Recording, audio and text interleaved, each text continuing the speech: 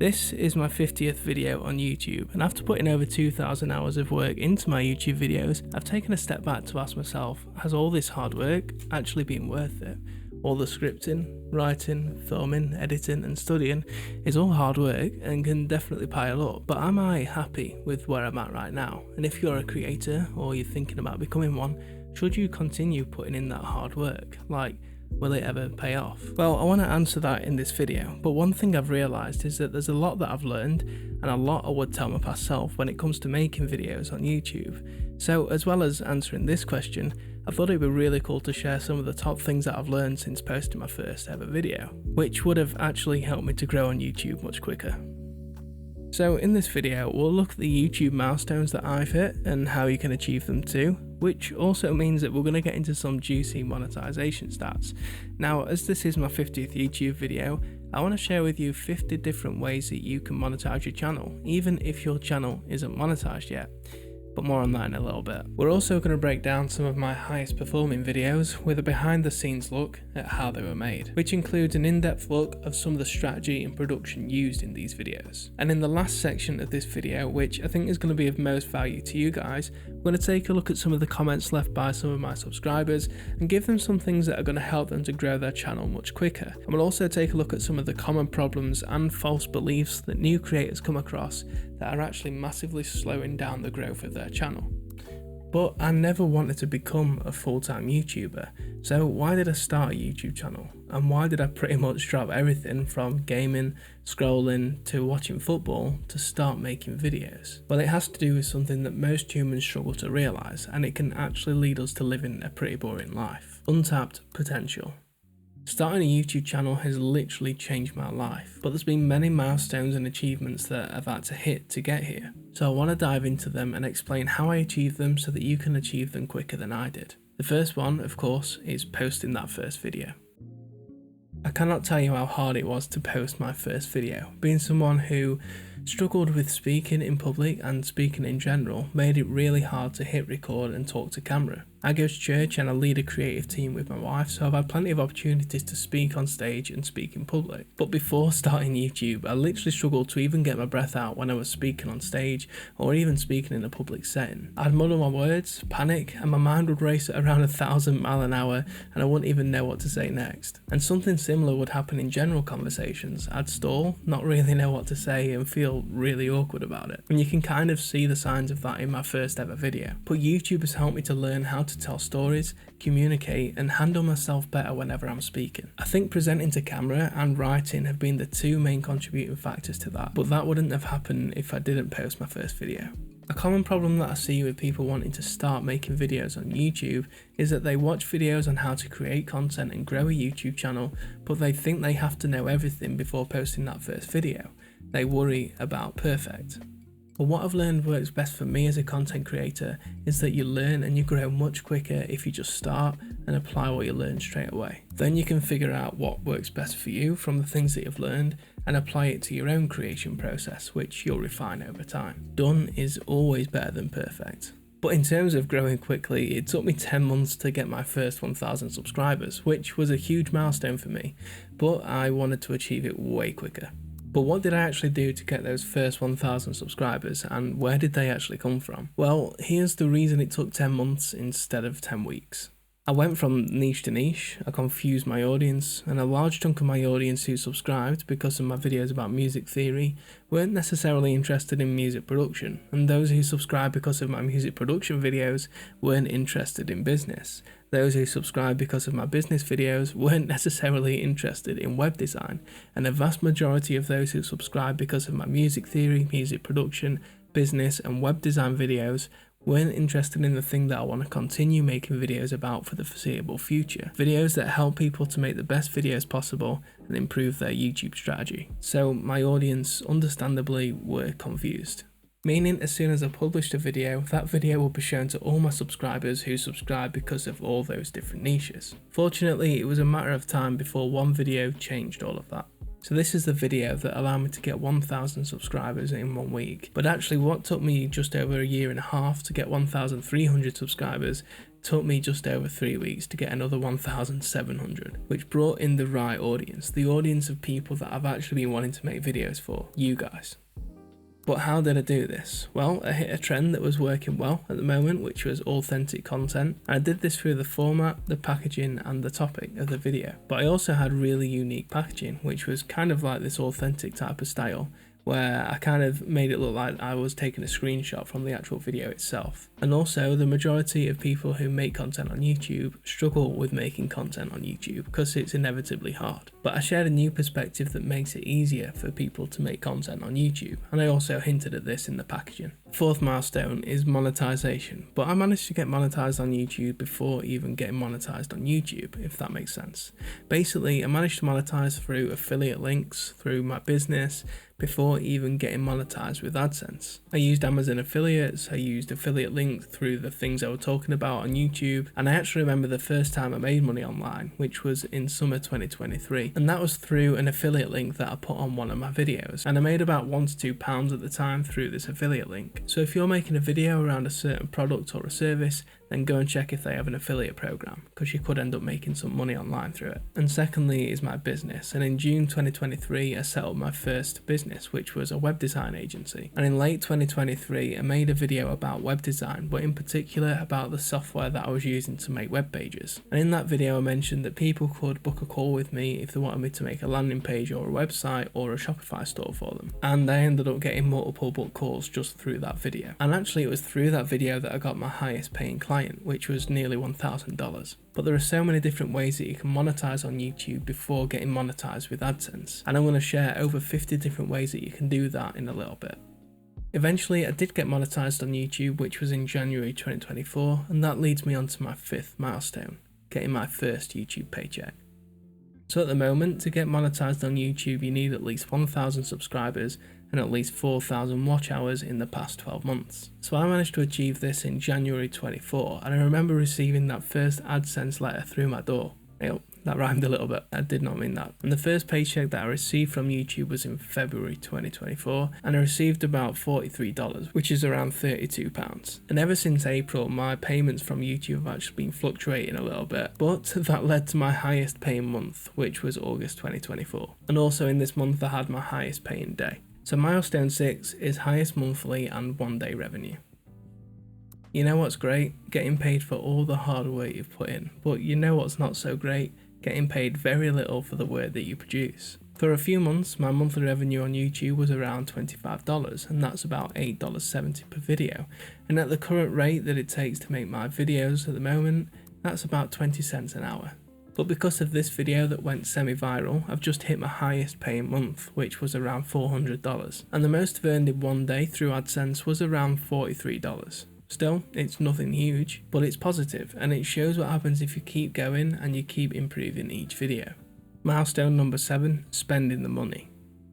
So obviously with this money that I was earning through YouTube, I had to find a way to spend it. Well, I didn't have to, but I knew that if I wanted my channel to grow or my business to grow, I had to reinvest that money. So what did I spend that money on? A YouTube coach who actually helped change the direction of my channel massively, and it's the reason I'm doing everything I'm doing today, but more on that in a bit. I started building a team, I paid an editor to do a video, and I paid someone to do 4 thumbnails who I've actually stayed in contact with. But I've been back to doing this all myself for the past few months now. I bought my first online course, which helped to improve the way that I write and improve the way that I see writing, and it's helped me to realise that writing is the core and most essential skill if you want to grow on YouTube or on any social media platform. And I've also bought my first equipment to help improve the way my videos look. Milestone 8, email newsletter subscribers. What's the one platform that can't take away all of your subscribers within a split second? Well, it's definitely not YouTube, because they could shut down tomorrow and you wouldn't be able to do anything to save your channel. And just like that, all of your revenue and reputation will be gone. You'd have nothing to contact your audience with. You'd have to build up again from scratch.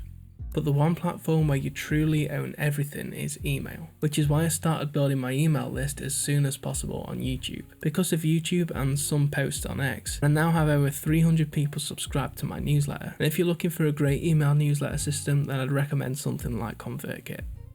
Milestone 9, changing people's lives. So with creating content on YouTube, I've actually had the privilege of being able to improve or change people's lives for the better. And there's been times where I've received messages, comments and emails from people that have told me that watching my videos has actually helped to improve their life or to help change their life for the better. And this is why I love creating content on YouTube.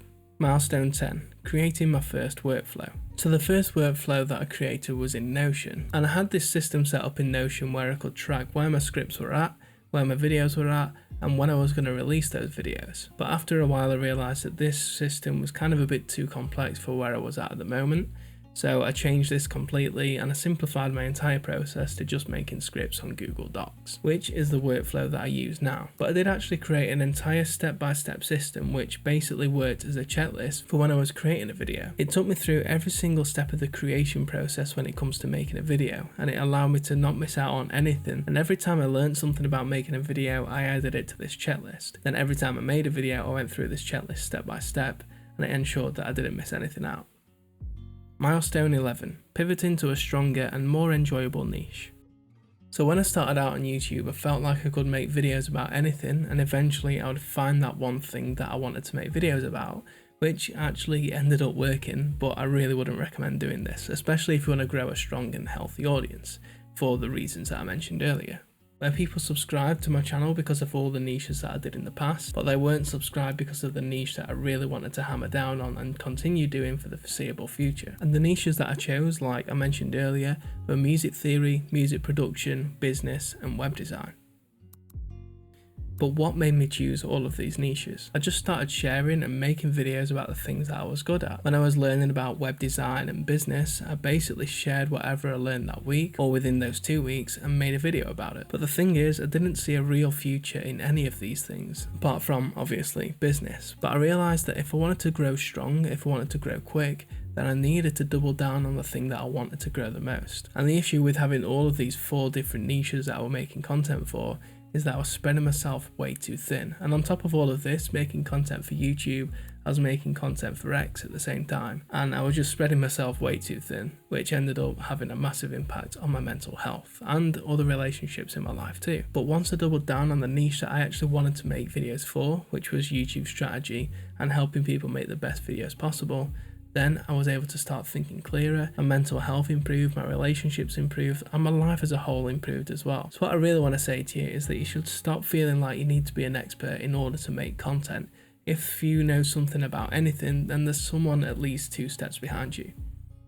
And you can provide value to that person that's 2 steps behind you by making a video about the thing that you know about. And then you could set a challenge for yourself, learn one new thing each week and make a video about that thing. Which leads me on to milestone 12. People noticing and interested in my skills. So I'm just going to keep this one short and brief, but basically when you start making videos on YouTube and people watch your content, then they start to realise that you're skilled in a particular thing, whether that's the video editing of your videos or the thing that you're talking about in your videos. But something happened to me in 2024 where I received a phone call, and it was from this personal assistant of a YouTube channel of this entrepreneur, and they wanted me to edit their videos for them, and it would have been a lot more money than the job that I'm in right now, but I ended up turning it down because I knew it wasn't in my best interest or in my family's best interest either, and it wasn't going to help set me up for this vision that I had in mind, which leads me on to milestone 13, growing my network.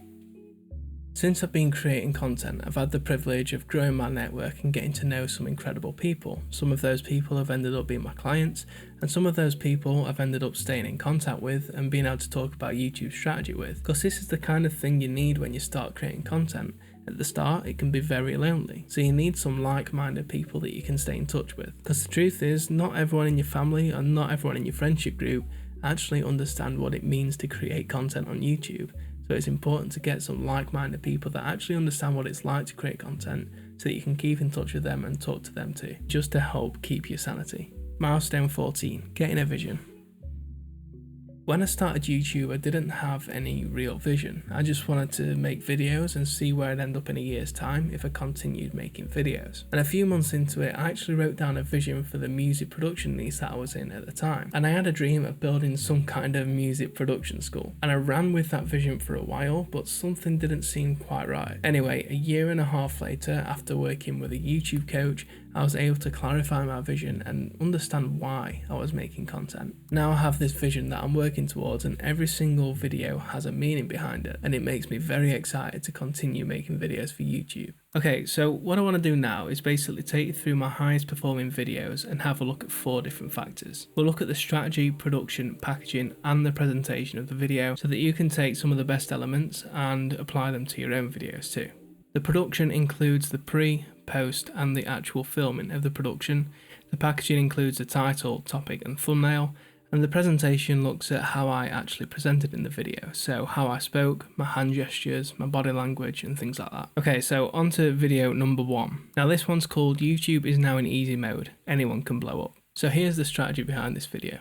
So with this one, I basically saw that authenticity was a trend, and it was a trend that was working well at the time. And I really wanted to try out this style of video and make it take off. But I'd already tried this before, but there was one main issue with this style of video, the editing. Now the problem was I'd failed to realise why these authentic videos were performing so well. Now I thought it was just because creators were being open and honest, so I thought if I was open and honest and drastically improved the editing in my video, then my video would just outperform all of these other videos that are performing well. But how wrong I was. Now one of the key things that made these authentic videos authentic was the underproduced editing. So making this video has actually become a mountaintop moment for me. In fact, after getting this video out there, I've realised that you don't need to have too much editing in your video to actually get views. And this video, like I mentioned earlier as one of my milestones, is actually my fastest growing video yet. And it's the highest performing video on my channel yet too. So I've realised that fancy editing isn't what gets videos views, it's the value that you provide in your video. In other words, the amount of education, entertainment and encouragement that your video provides. Because these are the 3 main reasons that people come to YouTube: to be educated, entertained or encouraged. So for this video, I basically scrapped any sort of fancy editing and kept it really basic. And I basically only edited if it enhanced the video's story or value, and my video blew up. Now because I realised the real reason these authentic videos were blowing up was because of the lack of fancy editing, I knew that keeping the editing simple would allow this video to perform much better than the previous version that I made. So I always thought in the back of my head that this video would blow up, but I didn't realise it was going to blow up this quickly.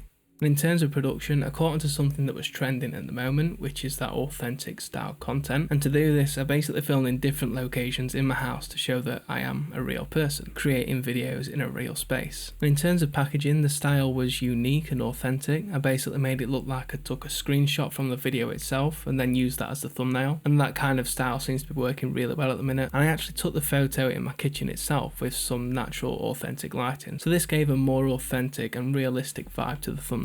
Now the 3 elements I used within this packaging is the word easy, I had me, and I had the equipment in the shot too.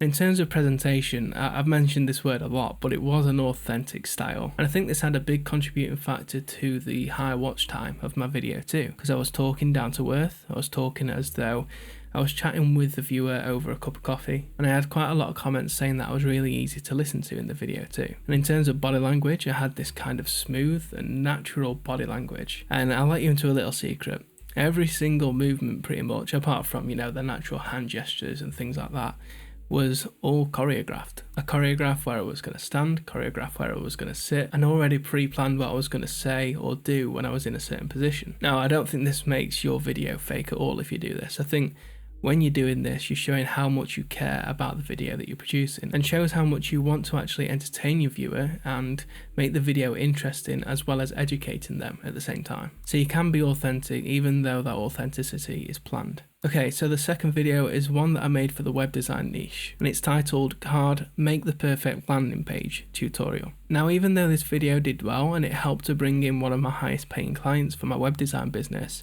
I'm not actually that happy with the way that it was produced, mainly with the way that I presented, and it's a common mistake that most new creators end up making, because a lot of new creators, especially me, end up thinking they have to shout or they have to raise their level of energy in their video to keep people watching. But what I realised after re-watching my videos is that this kind of turned me away from the video. It made me want to just leave the video entirely, because what I was doing is trying to keep the energy levels high, thinking that this would keep people's attention, and shout into the camera, and I was talking as though someone was sat 100 meters away. But now I've realised that if you want to keep people's attention, talk as though you're talking to them in the same room, maybe over a cup of coffee.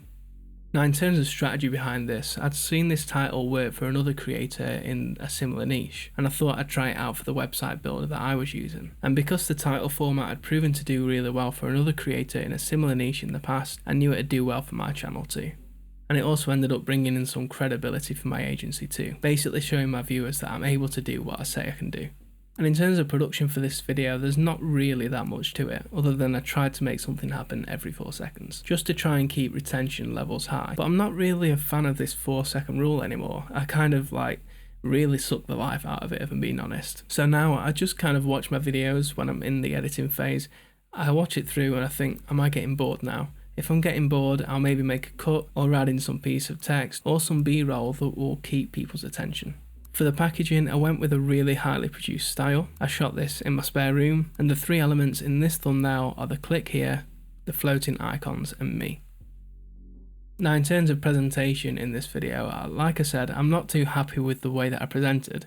I was quite stiff and I spoke like I was talking to someone 100 meters away. But here are some other examples that you could use. Maybe you're a cleaning service, so your heading could be something like, sit back. So I won't touch on presentation too much for this video, but it shows that if you provide enough of what the viewer actually wants, and in this case for this video, it was my landing page framework, then the quality of your production doesn't really matter too much. Like me watching this video back now, I kind of find it a little bit unbearable and cringy, because I'm just constantly talking with an energetic tone of voice which doesn't match the style of the video at all.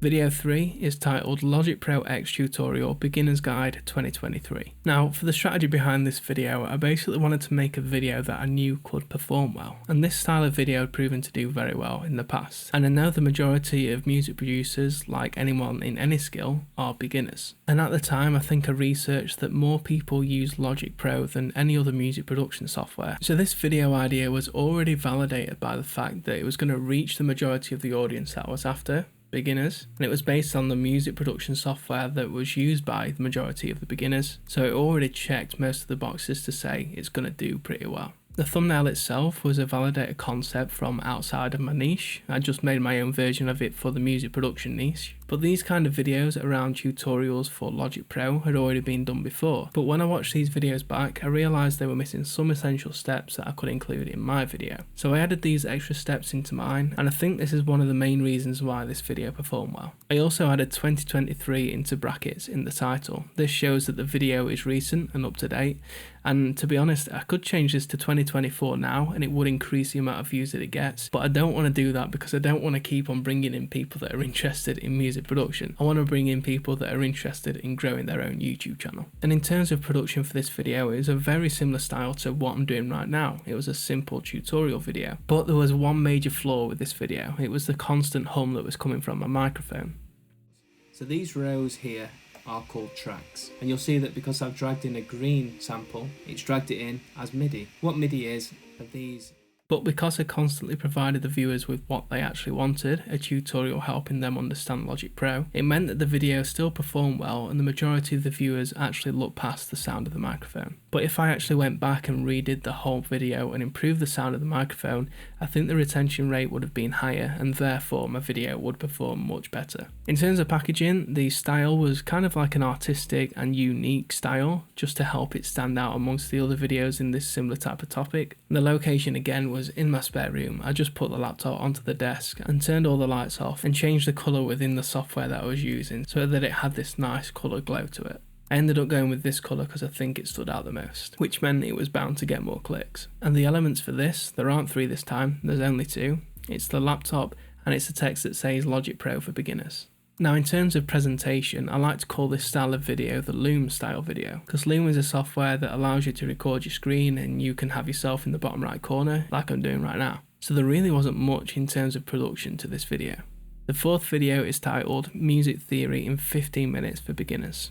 Now this was actually my first ever video that performed really well, and I was genuinely over the moon with how it performed. But there was just one thing that I was really annoyed with. A copyright warning for some music that I use, which meant that I wasn't able to earn any AdSense from this video. I wasn't monetized at this point anyway, but It really sucked when I got that warning through. I even appealed it because I knew that the music I was using I was allowed to use in the video. But the video is still demonetized. I never heard anything back from the appeal, so I just left it as it was. And now I've had other videos that have performed similar or done even better anyway.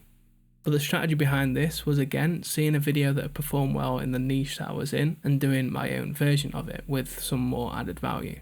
So in terms of production for this video, I gave the viewer a bird's eye view of what I was playing on the piano, and I highlighted the notes that were being played at that point in time, which meant it took a long time to edit. In fact, it took me over 40 hours to edit this and put this whole thing together. But I wanted to give the viewer as much value as possible by giving them an easy way to understand the video. Now, funny story, I actually made my very own tripod for this video, because at the time, I didn't have one that worked. So for the packaging of this video, I was showing how the video would be presented from that bird's eye view. And being a keyboard player myself, I knew how important and valuable I found it when I saw the notes that were being played on the keyboard above the keyboard itself. So I wanted to show beginners that this is how the video would be presented. In terms of location, I took it right here in my spare room, just on top of this piano behind me. And the three elements in this packaging are the notes that are being played, the piano, and the text Music Theory Simplified. And for presentation, like I said, this was just a top-down view of the piano, and I was also sat at my desk talking through the theory behind what I was playing. Video number 5 is titled The Number One Way to Grow on Twitter, X. Now the strategy behind this is that I saw this type of thumbnail work in the YouTube growth niche, so I thought I'd do my own version of it for Twitter growth, and it paid off. In terms of production, it was really straightforward. It was a talking head and a screen recording, so there was nothing too special about this one. And for the packaging, the style was kind of this promise of improvement. A promise that someone's account could perform really well and get a lot of followers if they followed the strategy in this video. It basically promises big results. And a great way of getting people to click on your video is by promising big results, but just make sure you can pay the promise off. And the three elements in this are the graph, the text, one simple hack, and another piece of text, 200 plus new followers. And the presentation for this was kind of a quick and fast-paced video. It was a simple walkthrough, but again, I'm not a fan of the way that I spoke in this video. It was very much talking to someone as though they're sat 100 meters away. Because people can find value everywhere online, and the only thing that they can't find everywhere online is you. But I think I've definitely made some improvements and come a long way since my first ever videos, even the high performing ones that I just went over. And I know I've still got a long way to go, but the reason I'm making better videos now than I was at the start is down to one simple strategy: improving my videos by 1% every single time. And it's this single strategy that's allowed me to get to a point of monetizing my channel. And talking of monetization, I've put a link to the 50 plus ways that you can monetize your channel even before getting monetized with AdSense in the description. But not only do you get access to that, you get access to every single YouTube resource that I've ever released. Now, I started on YouTube over a year and a half ago, and I remember the days that I really struggled to make content because my channel was growing really slowly. I was stuck on a low subscriber count for a very long time, and my videos weren't getting many views. So it's made me wonder what I would have done differently back then. But I got quite a few comments from people on my previous video sharing their concerns about their channel growth, and it made me realise that people make YouTube harder than it needs to be because they make it harder on themselves by having the wrong kind of perspectives or doing things that's actually slowing down their channel growth. So I decided to check out their channels to help them produce content easier and also help them grow quicker too. So problem number 1 is posting random content, no channel direction. So I got this comment from Victor MG, and he said, "The hardest part for me has been finding a niche. It has really deterred me from making content. I get overwhelmed." And to be honest, I agree with Victor. The hardest thing to decide when you start a YouTube channel is what niche that you're going to commit to. So what helped me to decide the niche that I'm in right now? Well, I just asked myself where I wanted to be in the future. What would my life look like in 10 years from now? And what content would I need to make in order to get there? So the real problem I think Victor is having is not having a content strategy. He's just posting videos that he wants to make, which is great at the start. It allows you to train your creative muscles, but eventually you need to decide and hammer down on what type of videos you actually want to make. Because people are going to come to your channel and get confused and basically ask the question, what kind of videos is this channel making? Why should I even subscribe? Okay, so I've got another comment here from My Pink Notebook. Not my pink notebook. I don't even think I own a pink notebook. My wife might, but I definitely don't. I got 4 subscribers in 2 months, and 3 of them are my friends. It's not easy for me. I've been there and I know exactly how it feels. But this is what I said in response. Now the start is definitely the hardest part, but keep going. I basically told her to ask herself, why should people subscribe to my channel? Secondly, write down who you're making content for. Be really specific.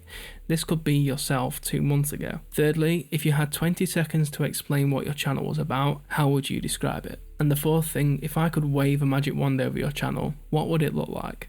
And fifthly, what other channels do you want to create content like? At the start, you can put out whatever content you want, just as long as you're doing it with the intention to sharpen your skills, but eventually you need to decide who you're making content for.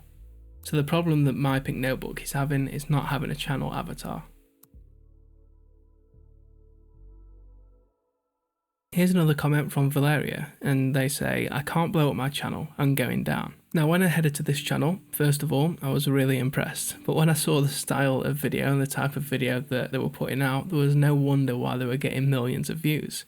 Animal videos that are short, have an interesting title, and have an authentic style of thumbnail always seem to do really well. In fact, that's one viral video format. They're short, they're really intriguing, and they pay off the title really quickly. But the things I'd recommend Valeria to do to start blowing up again is to focus on what made those high-performing videos work. Now, these are all things that you wouldn't expect a cat to do, or the things that you've never really seen a cat to do. So people are really intrigued by the title, and they click on the video to get that curiosity gap that the packaging has created paid off. And here are some other examples of how other viral videos have done it using that same strategy. They're short, they're really intriguing, they have an authentic and believable thumbnail, and they pay off the title quickly. But I've also had another comment from someone who's struggling with the same problem, but this person has never really had a viral video. And here's what they said. I find it hard to break out. I just love setting up my camera in my garden and just creating a sense of peace for my viewers. I love creating content, and I have learned so much on the platform so far, but I just want to break through and start getting views. So I had a look at Sandra's channel, and here's the feedback that I provided. So I said I would focus more on your titles. Think, how can I make my title so intriguing that the person reading has to click? You've got some titles that have done a great job with this already. South St. Elizabeth, Jamaica devastated. People have to click to see the results of the devastation. Plus, it was a trending topic at the time. Also, your most recent video title uses some words that make people click too. Transforming, most satisfying. These are kind of buzzwords that make people click. I think that what might make more people click on the video would be to have a before and after photo on the thumbnail. Have before on the left and the after on the right.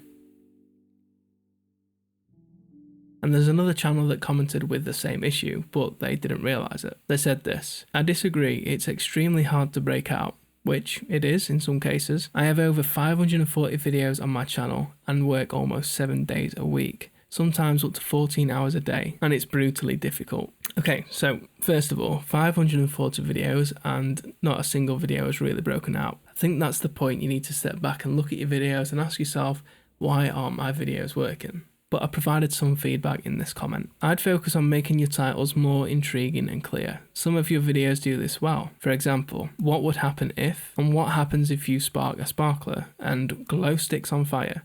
People have to click on the video to find out the answer because you've created a question in their mind. But these following videos will struggle to perform because the titles aren't clear or intriguing enough, and some don't make sense as to what they have to do with your niche. The first one, why is the arrow so important? Maybe you could circle the arrows or change the title to say, why is this arrow so important? Secondly, a mysterious glow hovers over. You could change the title to, what happens if you melt glow sticks? Thirdly, one spray is not enough. You could change the title to something like, trying to blow up glow sticks with deodorant, or can glow sticks blow up? Aerosol can. So the problem that all of these channels were having is not having a title or a thumbnail that was intriguing enough to click. Okay, so next up we have a comment from Auto Heaven, and he says, hope you're right and I can grow my vlog channel in the same way. So I went and had a look at his vlog channel to see what he could be doing to improve his content. For example, this title will bring in people that are interested in editing, and then their satisfaction wouldn't be met because the video is actually about driving in a car and just sharing some thoughts on his first edit, which in turn would lead to a low view time, which is a big signal to the YouTube algorithm that viewers don't enjoy your video. So all this channel needs to do is think about how they can package a video to get in the viewers that they want to make videos for. And they should really be asking, is the topic of the video itself going to be interesting to those type of people? Alright, I want to break down some false myths and perspectives, and the first one comes from this comment. All of this is understandable, but if your video isn't pushed into the algorithm, it doesn't matter. Yeah, that's not how YouTube works. And it's not this guy's fault for thinking that, but I wanted to kind of put that myth to bed. So I said, firstly, make videos people love. That's how your videos get promoted in the algorithm. If your video can prove to the algorithm that it's interesting to a specific audience through high watch time and click-through rate, then it will get pushed. It can take time to understand what your audience likes. I actually think it's a constant learning process, so don't beat yourself up if videos don't perform well at first. Just keep changing things and double down on what the recurring positive comments are saying. For example, I've learned that the majority of my audience like how I spoke in this video, soft, authentic and natural, through their comments. So I'm doubling down on this from now on, plus it makes it a lot easier for me to make videos this way. So it's not the algorithm itself that you're making videos for. If you make videos for a certain type of person and that certain type of person really likes that video, then the algorithm is going to push your video out to more of those type of people. The next myth comes from this comment. I do believe YouTube plays favorites. YouTube doesn't play favorites, the viewers do. The next myth is believing that the video's performance is entirely down to the packaging. Have a look at this comment. You know, I try to support titles like this, and in this case, he's referring to the title that I used for this video. I actually did a test and started another channel to see if it would take off, and nothing. It was crickets. Yes, every situation is different, but... So here's what I had to say. The title plays a huge part, but there are multiple other elements that decide whether a video performs well. For context, this video currently has a 25% average time watched and 8% click-through rate. It also has a lot of engagement in a short space of time too, which shows a big amount of viewer satisfaction. My guess is that there's been a lot of return viewers, as the video takes more than one run through to take in the information. And yes, there are times when timing is everything and has a big impact on the results. Just wanting to make it clear that there's lots more to a video than a title. In fact, I believe the video should provide more value than the packaging indicates, which is what I tried to do here. So the video's performance isn't entirely down to the packaging. You can clickbait, but if you don't pay off that clickbait, then you're not going to get views. What I've realised is that to get views on your video has to constantly pay off that packaging. The next myth is thinking that just talking will get you views. This comment says, I've been rethinking if I want to continue with YouTube. I keep questioning why anyone would want to see my videos. However, I have a few things that I want to talk about, so I might as well make videos, right? Just talking won't get you views. Now, I believe that your voice matters and it should be heard, but if your video isn't interesting, then no one is going to click on it, and no one is going to keep on watching it if it's not interesting. So make sure your video brings value to the viewer by entertaining, educating, or encouraging the viewer, and do this in one specific area. The next myth is believing that the market is oversaturated and that the algorithm randomly favours creators. Here's the comment. I think a platform with hundreds of millions of channels will be extremely difficult to become successful. You can do all the right things and still not get anywhere if the algorithm doesn't randomly favour you. Yeah, that's not how it works. But again, it's not this creator's fault for thinking that. Firstly, it's the audience that show their interest in a video, not the algorithm. So when your video doesn't perform, don't blame the algorithm. Instead, ask yourself, who is my current subscriber base made up of? What do I need to do to turn my subscriber base into a group of people that I want to help? People that I actually want to make videos for. If your subscriber base isn't made up of the people that you want to make content for, then they're not going to be interested in the videos that you're putting out. So I think it's really important to be really specific with the type of content that you're making on YouTube.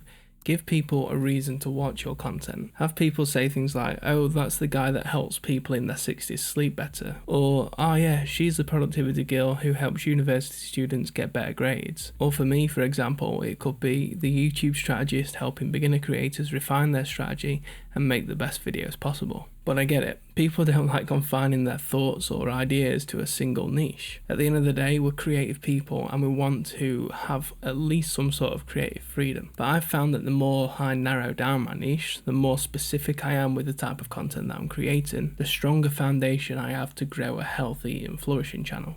I can always expand my niche in the future too, once I have more credibility and reputation on my channel. But there's quite a lot of people that I've found in the comments that don't actually know how getting views works on YouTube. Let's have a look at Cody's comment, for example. It says, I've been on YouTube for 8 years now, and I'm still struggling to get views and subscribers. It has been a very tough time for me. So I went and headed to Cody's channel, and this is the feedback that I gave him.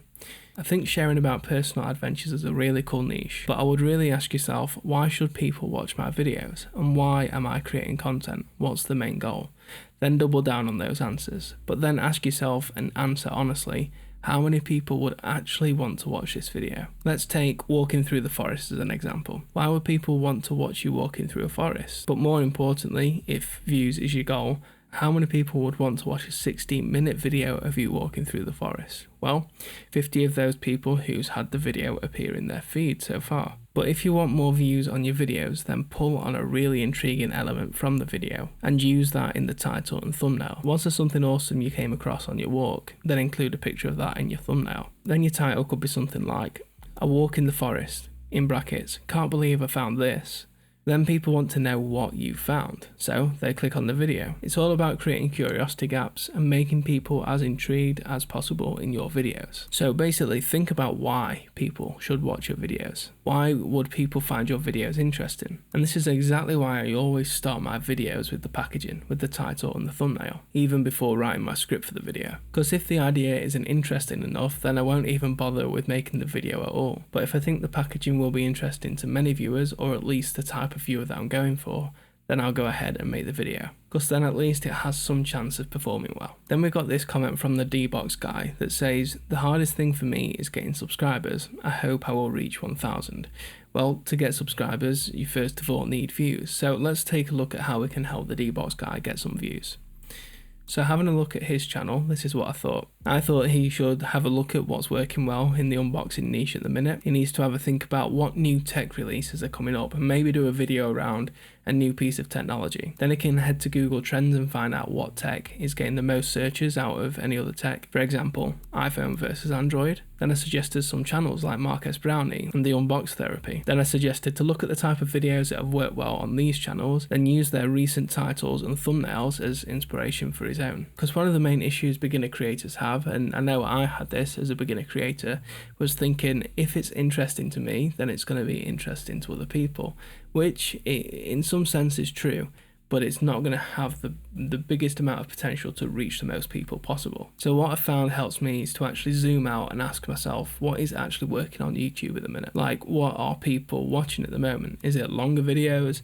Is it videos around certain types of topics? But more importantly, asking myself, what type of content are people watching within my niche? Because that could help me determine whether I kind of follow that kind of content and get some views from the people that are watching that type of content, or make me think whether I should do the complete opposite of what that type of content is doing. So if people are doing longer videos and more people are watching longer videos, then maybe if I'm the one that stands out by doing shorter videos, then my channel could get more traction. But then I'll ask myself, how can I take inspiration from videos that are working outside of my niche? Just like I mentioned earlier with the how to grow on Twitter thumbnail, I took inspiration from what was working in the YouTube growth niche. Then I'd ask myself, does my packaging actually stand out among other channels in my niche? Or am I just blending in?